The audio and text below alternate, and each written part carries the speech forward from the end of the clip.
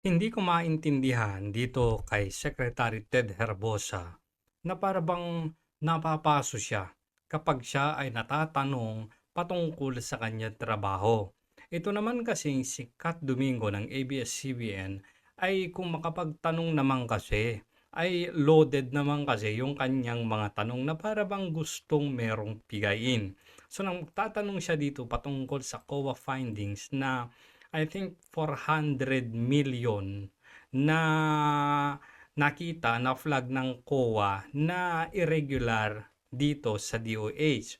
So pakinggan natin to na paano ba sumagot itong si Ted Herbosa at paano ba magtanong itong si Kat Domingo. I like this reporter also beside kay Eden Santos ha. Sige, panoorin natin to ha. Ang katanungan, Kat Domingo, ABS-CBN.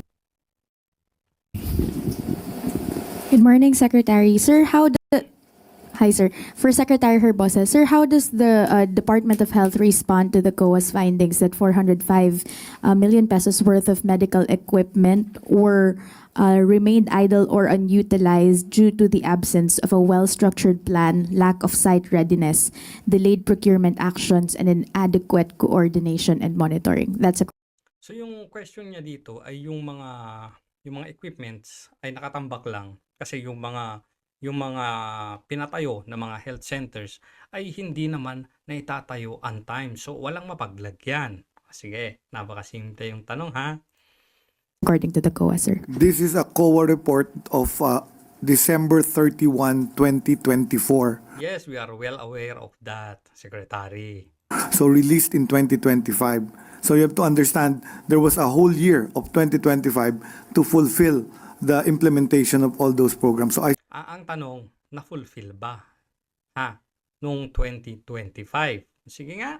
still have to check if it's still 405 million that has not been installed. I will bet na-install na ang karamihan noon. So So you will bet. So hindi mo alam kung magkano talaga.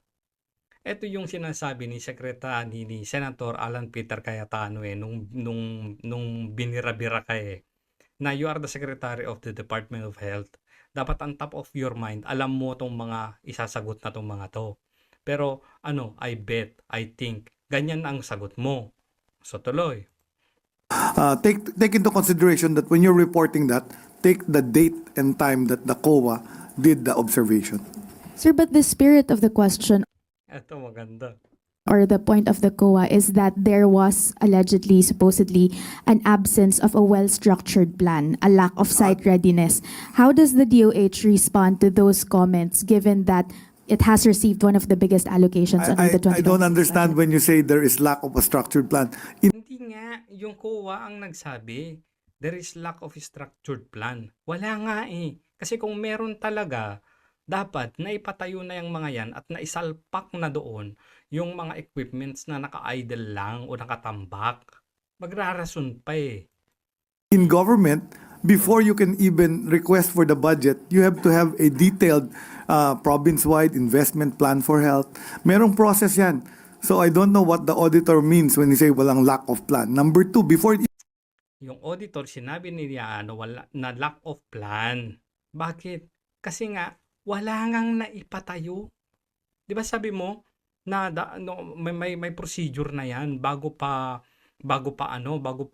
ma-consider na mabigyan ng budget.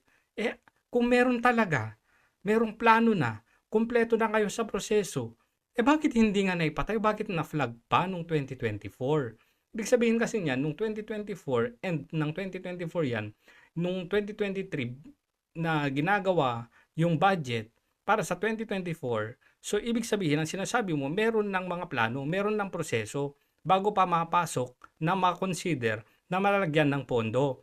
Pero yung audit ng COA ay mula January 2024 to December 2024, wala nga.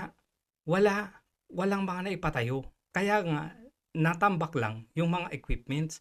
Yun magrarason pa even gets to NEP, binubusisi po yan ng regional director, ng central office ng DOH, ng DBM regional office, ng BM before it even gets into the budget. O yun naman pala, nabusisi naman na pala. So, ibig sabihin, nakalatag na yung plano. So, bakit nung 2024, meron paling ganyang audit observation na na-flag ang COA sa inyo? So nakaplano po lahat yan. Oh. And then eventually, pag na-implement yan, depends who implemented it. Kasi there are many people, hindi lang DOH nag-i-implement po ng ating Magpapahid na siya ng ibang departamento. Huwag kang magpahid ng ibang departamento. Kasi kayo yung nangunguna dyan. Kayo yung nasa taas. Kayo yung mag-o-oversight kung natutupad ba o hindi yung mga nakaplano na nabudgetan na. Magkano ka pa maninisi ka ba ng ibang departamento Health Facilities Enhancement Program. There are 3 agencies that actually implement it. The LGU itself can be the one implementing it. The DPWH can be the one implementing it. The regional office can be the one implementing it. So depending on who is implementing it, there can be some delay. And then there are different contractors. So dahil sa contractors, di ba? Napakadali namang gamitin na yan. Very convenient na gamitin na yan. Yung mga contractor kasi nakita na yung mga contractor ay gumagawa ng kabulastugan at sila yung mga nandun talaga sa baba na nag-i-implement. Di ba? Napaka-convenient na nagamitin dahil sa mga contractor, dahil sa LGU, dahil sa DPWH. Pero nakakalimutan mo, Mr. Ted Herbosa, Secretary, na ikaw yung agency na nasa taas na natitingin sa mga yan kasi binigay na budget ninyo yan. So ikaw yung dapat titingin kung nai-implement ba ng tama ng LGU, ng DPWH, ng contractor yung proyekto. Ba't ka maninisi? Iba-iba yan. Merong mabagal, merong nag-walk away, merong delay in one part, delay in the construction. Of course, kung na-delay yung construction, hindi mo ma-install yung equipment kasi hindi pa tapos yung facility. So you need to finish. Yun nga yung problema. So alam mo naman pala na ang problema pala ay hindi matatapos yung facility kaya nga hindi mai-install yung mga equipment. So umaamin ka din dito na yun talaga yung nangyari. Magrarason pa kasi. Finish the facility or terminate the contract and get another contractor to finish it. So talagang Akala ko ba nakaplano na lahat yan? 'Di ba? Kung nakaplano ka yan, kung dapat may plan A, plan B, plan C. Akala ko ba na-scrutinize na lahat yan? Dumadaan na yan sa proseso. So, ibig nyo sabihin kapag pumalpak yung plano ninyo na isa, wala na kayong backup plan, ganun ba yon? So, ganun pala. So, para convenient na meron kayong masisi, sige, okay lang, kahit papalpak yung mga yan, meron naman tayong masisisi. Sisihin natin yung LGU, yung DPWH, yung contractor, ganon. may problems. Those are actual problems in government governance. Talagang hindi yan masi-zero. That will always happen. And that's why you have officials to run and manage this. So, You have officials to run and manage it. Yun yung trabaho mo You have to run and manage yung pondo na ibibigay sa inyo. Kaya huwag kang maninisi ng iba. you have to check. So when you report that, my suggestion to you is to look first what has happened to it in the year 2025. Because Sinisi nyo pa ngayon yung media. So yung media pa ngayon ang dapat mag-report. Hindi ba dapat kayo yung nagpapaliwanag, kayo yung pasahuran ng taong bayan, sa inyo pinagkakatiwala yung pera namin. Pero question mo pa kung paano rin mag-report yung mga reporter. Hindi ba dapat kayo yung nagbibigay at nag-feed ng mga information? Kagaya niyan, dapat ikaw yung magpaliwanag. Huwag mong sabihin na na dapat ganito yung nire-report ninyo. Hindi pwede yung ganun. Kayo yung maglabas ng information na i-report nila. Kasi kung ano lang yung nakikita nila, yun lang din yung nire-report nila. Nire-report nila yung COA observation noong 2024 na 2025 nilabas. So what's the problem with that? that was the 2024 COA audit observation. And sir, based on the findings of the DOH, what happened to it? What do you attribute the biggest bottleneck? What is the main culprit for the misdelivered or the misuse or the according to the COA? So I will tell you, Di ba? Ang ganda ng follow-up question niya. So, ano ba talaga yung culprit? Sino ba talaga yung masisisi? Saan ba nagka-problema? Kasi di ba sabi niya kanina, may proseso na, pinagdadaanan niyan na na binubusisi talaga yan. Sinisi niya yung LGU, DPWH, yung mga kontraktor. Ngayon, ang tanong niya, ano ba talaga at sino ba talaga? O kung saan ba talaga nagkaroon ng problema?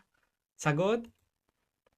I will get back to you, and I will look at that 405 million that they're claiming, and I will tell you how much of that has already been Walang naisagot. Na naman. Hindi ba dapat, sabi ko nga kanina, on top of your mind, dapat alam mo yan? Para kang si Claire Castro na nagbibigay ng press briefing, tapos magpa-follow up kung ng tanong, anong sagot, ibibigay ko na lang po sa inyo mamaya. Pare-pareho kayo 'Di ba? Ang sasagot nito. Sige nga. installed or completed in 2025. Yun ang dapat hinanap nyo. Yun ang dapat hinanap nyo. Sir, yun nga Yun ang dapat hinanap nyo, sabay tawa. Ano ba yan? Ba't sila yung makakanap? Hindi ba dapat kayo yung maglalatag? Eto na yung accomplishment namin, baka naman kasi wala kayong mailatag. Kaya wala silang mai-report. Di ba? Ganun lang naman kasimple. nga po hinahanap namin sa inyo ngayon, sir. Wala po kayong data with regard to the update on Well, this I'm one? here to discuss Boom!